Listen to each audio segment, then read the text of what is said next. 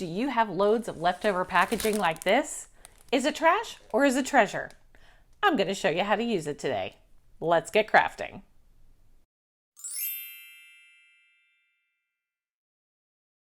So we're going to start out with some pattern paper and our star attraction, some plastic packaging. Now you could use acetate, a sheet protector, or even laminating film for this. You choose. These papers all came from a Tim Holtz Ideology paper stash, and I really liked the kind of grungy sort of look with this one. So I had a load of fun with this. Let's get started. I do pre-cut and score my card bases, and I just store them flat. So I'm using a bone folder to go ahead and crease the edge really well, and I'm going to set that aside. Next up, I'm going to prep my red cardstock, which is going to be my frame. Using my FISKARS paper trimmer, I'm going to cut the red cardstock down to 4 inches by 5 1/4.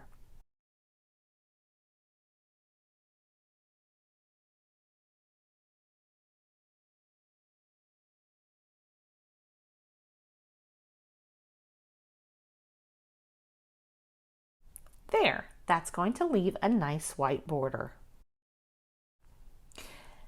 Now you can use more than 3 pieces of pattern paper. For this particular card, I chose 3.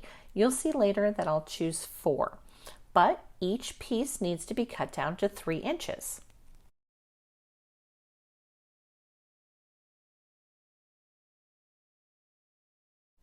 As you can see, this pattern paper is double-sided, so I actually get 6 patterns using just 3 sheets of pattern paper.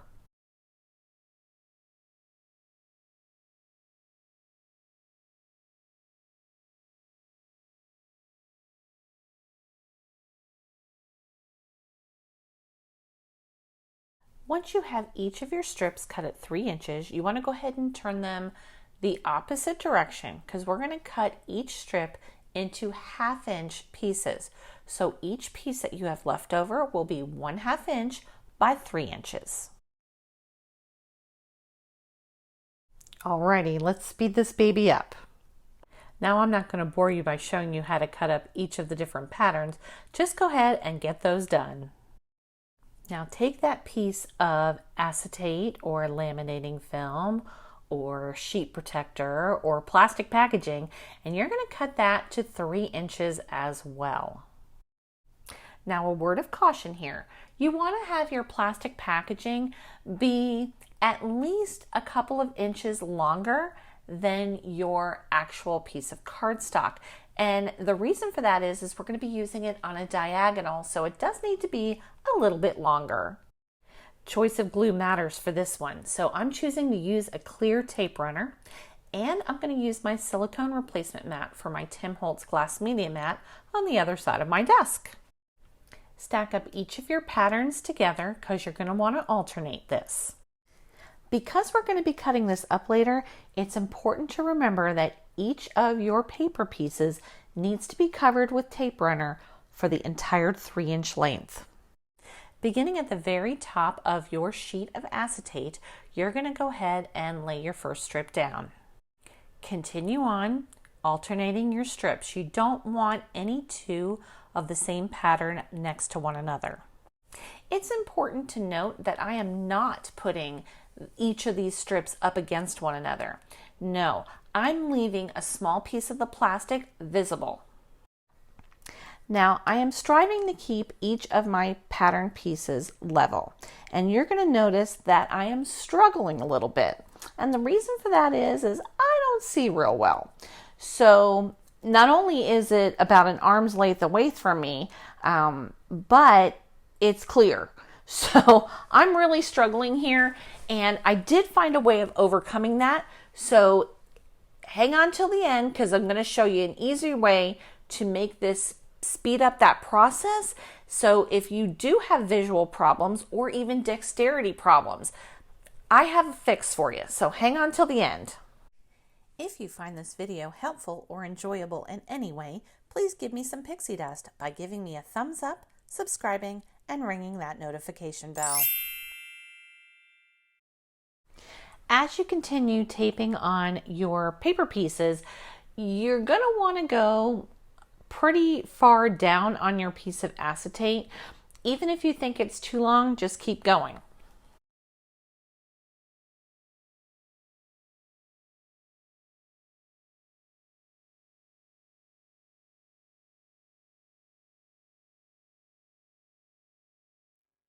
Through the power of photo editing, we have completed our strip and we're just checking it against the red to make sure that it's going to be long enough to cover diagonal strips.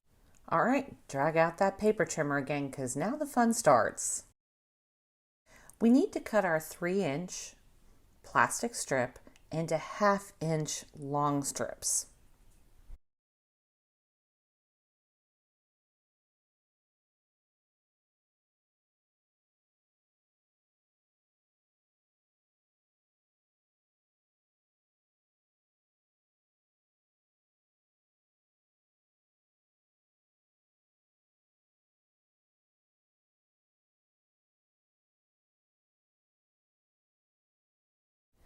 Now, because the backing is plastic, it can get slippery.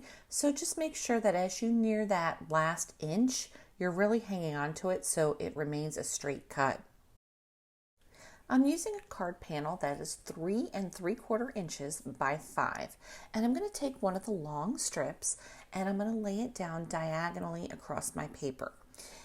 Now, you're going to see later on in the video that you can do this any number of ways. Vertically, horizontally, diagonally. The sky's the limit here. It's really up to your level of imagination. However, I did learn something in the process. At the beginning, as you can see here, I'm putting small pieces of tape runner onto the back of the little 1/2-inch squares. That's not necessary. You can use one long strip of tape runner all the way down that piece of strip that you've created, and it won't matter. You're not going to see the tape. Lining up another strip, make sure you leave a gap, just like we did for all of the small strips. But the key here is to not, if you can, not line up two of the same patterns next to one another. So you'll see I'm kind of fidgeting with this as I decide where I'm going to lay it out. Now you can choose to lay them out offset as I did in this one, or you can lay them out so that the squares line up. The choice is yours.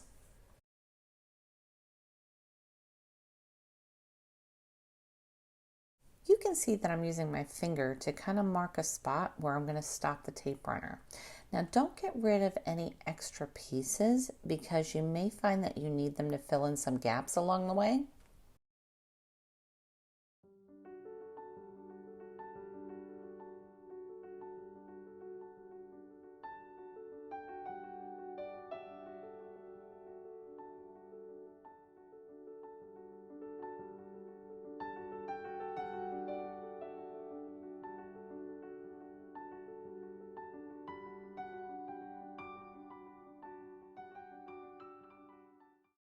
Once you've got a few strips laid down, go ahead and flip your card over and trim off the excess strips, but make sure you keep them.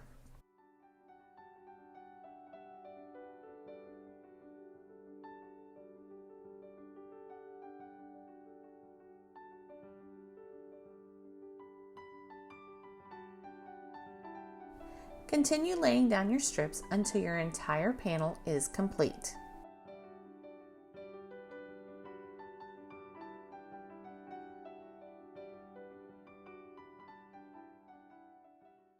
Okay, time to wrap this card up. We're going to go ahead and get out the Barely Art Precision Craft Glue, because if you've been around with me for a while, you know it's my favorite liquid glue.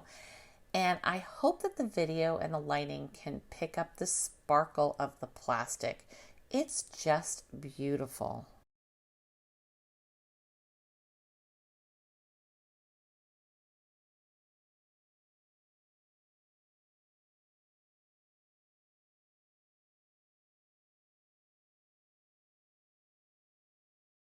I'm going to go ahead and glue down my diagonal strip paper to my red frame, and then I'm going to figure out where I want the additional red strip across the bottom.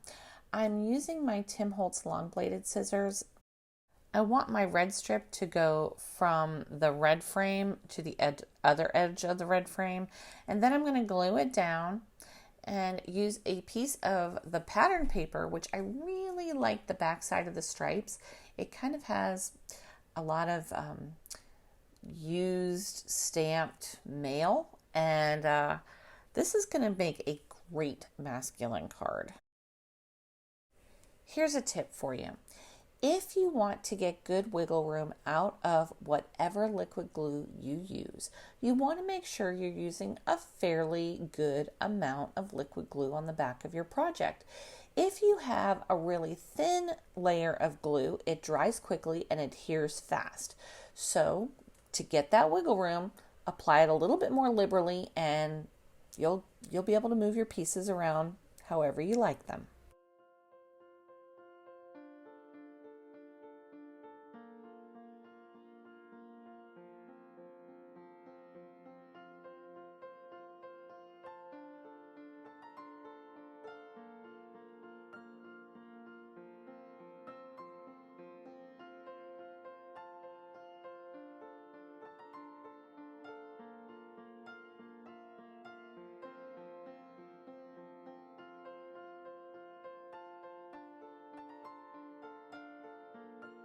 To finish off my card, I have stamped Happy Birthday onto a round die cut, and I'm going to pop that up on a little bit of foam tape.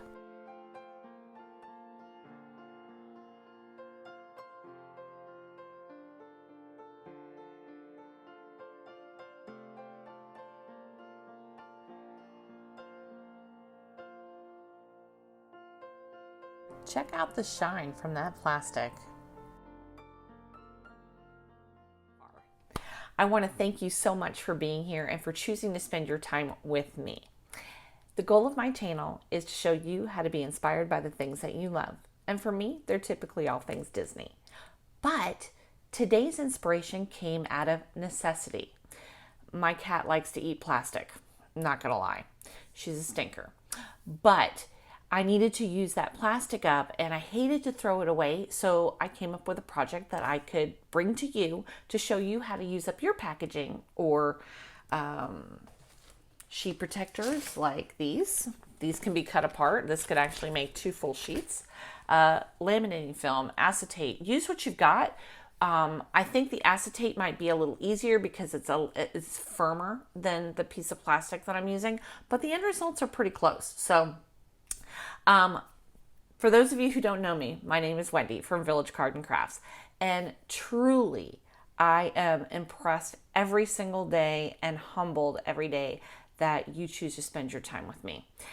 I am striving to reach my goal of 1,000 subscribers by June, and you guys have blown it out of the water again last week. So I want to thank you from the bottom of my heart. So if you're new to the channel, please consider hitting subscribe and giving me a thumbs up. So the first hurdle is 1,000 subscribers, and maybe even by the end of this video, we'll get there. Let's see. Earlier in the video, I told you I had some vision issues and I needed to find a way to overcome that. And this was it. I used my stamping platform. Guys, this was like the best thing. It made this process so much faster for me, and I hope it does for you too. Whether you have a vision issue, a dexterity issue, or no issue at all, and you just want a quicker way of doing this.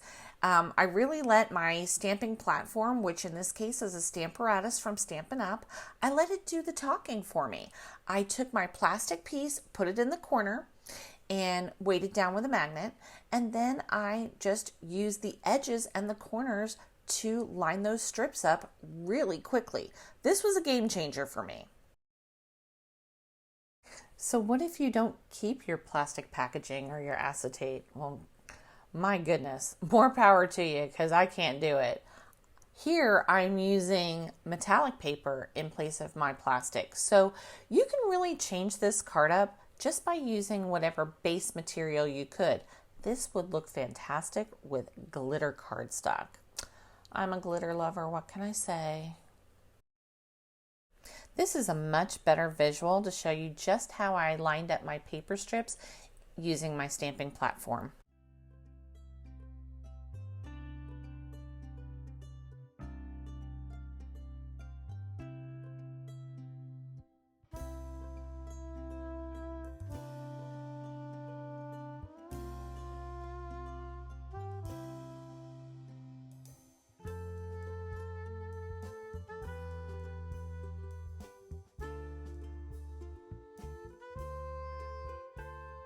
To finish this card, I don't have solid color cardstock that will match or even complement, so I am pulling one of my larger pieces of the pattern paper and I'm matching it up to my Distress Oxide swatch sheet so I can find a color that's similar. And in this case, I think it's peacock feathers. So I'm going to use a piece of scrap paper and I'm going to put that between my card base, and I'm just going to ink up the edges of my card base.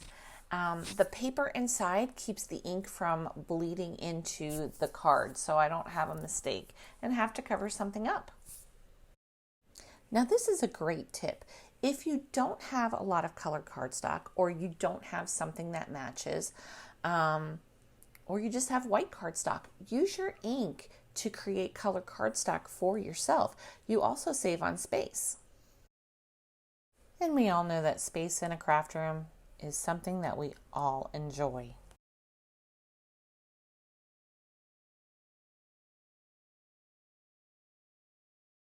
I didn't want to layer this one up, so I'm going to leave it just on the colored background. So let me show you all 4 cards that I created, and you tell me in the comments which one's your favorite. As always, supplies that I use throughout my videos are linked in the description below. Here's the first card that we created. This one was done with 1-inch squares on a horizontal platform, offset. Instead of using plastic on this one, we used metallic paper. And here's my favorite. I used pattern paper as my card base. Thanks for watching. I'll see you real soon.